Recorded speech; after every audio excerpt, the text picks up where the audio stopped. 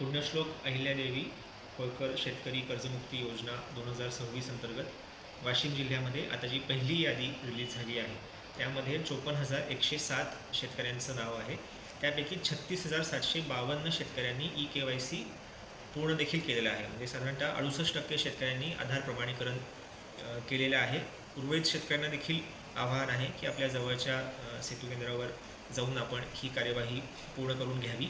यामध्ये काही शेतकऱ्यांनी प्रश्न उपस्थित केले होते की जसं मयत शेतकऱ्यांच्या बाबतीत काय कार्यवाही करावी लागेल, तर त्यांचे जे वारस असतील त्यांना बँकेमध्ये जाऊन वारसाच्या नावावर खातं शिफ्ट करावं लागेल आणि आधारसोबत लिंक करावं लागेल.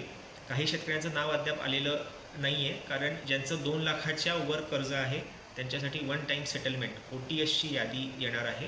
ती काही दिवसात रिलीज होईल. त्यामध्ये त्या शेतकऱ्यांचं नाव येईल. तसेच ज्या शेतकऱ्यांनी नियमित वेळेत कर्ज फेडलेलं आहे त्यांना 50,000 रुपयांपर्यंत जी प्रोत्साहनपर रक्कम मिळणार आहे त्याची देखील यादी काही दिवसांनी येणार आहे. तर त्या यादीमध्ये शेतकऱ्यांनी आपलं नाव तपासावं. कोणत्याही बाबतीत जर आपल्याला काही अडचण असल्यास DDR जिल्हा उपनिबंधक सहकारी संस्था किंवा जवळचं तहसील ऑफिस, जिल्हाधिकारी कार्यालय इथे आपण आपलं म्हणणं मांडू शकता.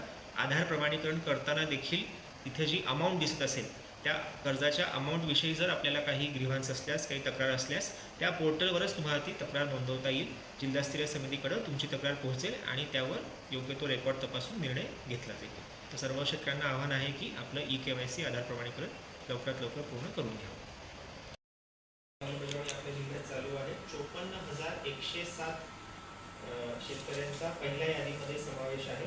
त्यापैकी आत्तापर्यंत KYC 36,752 शेतकऱ्यांनी, साधारणतः 68% शेतकऱ्यांनी KYC पूर्ण केलेलं आहे. इतरही शेतकऱ्यांचे KYC येत्या काही दिवसात पूर्ण होईल असा प्रशासनाला विश्वास आहे.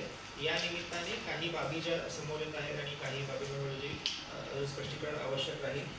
सध्यात एक तर की जर कुठे काही तक्रारी असतील, KYC करताना शेतकऱ्यांना जी अमाऊंट दिसत असेल त्या अमाऊंटविषयी काही ग्रीव्हन्स असेल तर त्या सिस्टीममध्येच त्या